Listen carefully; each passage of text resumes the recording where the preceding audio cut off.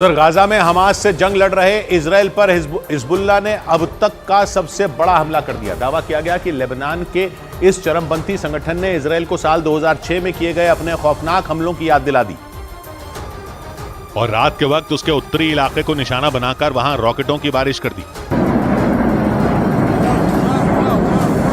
तस्वीरों में दिखा कि अंधेरे को चीरते हुए हिजबुल्लाह के वो रॉकेट एक एक कर टारगेट की ओर बढ़े। 2-4 नहीं बल्कि आसमान में दर्जनों रॉकेटों का जाल नजर आया। एक साथ इतने रॉकेटों को देखकर लगा कि वो जहां भी गिरेंगे वहां जिंदगी का नामो निशान मिटा देंगे।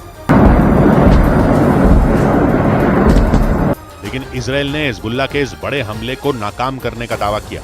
इजराइल की मीडिया के मुताबिक लेबनान से दागे गए ज्यादातर रॉकेटों को हवा में ही तबाह कर दिया गया और ये काम इजराइल के सुरक्षा कवच माने जाने वाले एयर डिफेंस सिस्टम आयरन डोम ने किया।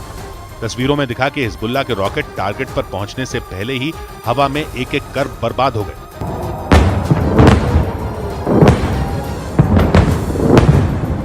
रॉकेटों के फटने से आसमान में ऐसे धमाके हुए जैसे दिवाली के पटाखे फूट रहे हों। यह हमला लेबनान के दक्षिणी बॉर्डर से लगने वाली इजराइल की उत्तरी सीमा पर मौजूद हुला घाटी में किया गया और दावा किया गया हमास के समर्थन के नाम पर हिजबुल्लाह के लड़ाके इस इलाके को कई बार दहला चुके हैं। लेकिन इजराइल के मीडिया के मुताबिक उनके नए हमले में किसी को कोई नुकसान नहीं पहुंचा।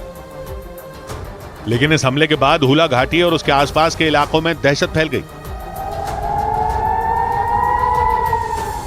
इजराइल के मीडिया ने हिजबुल्लाह के इस हमले को साल 2006 में किए गए उसके हमलों से भी बड़ा बताया। दावा किया गया कि इजराइल पर एक ही झटके में 30 से ज्यादा रॉकेट दाग दिए गए। लेबनान का चरमपंथी संगठन हिजबुल्लाह इजराइल का पुराना दुश्मन है। उसके लड़ाकों ने जुलाई 2006 में इजराइल के 2 सैनिकों को अगवा कर लिया था।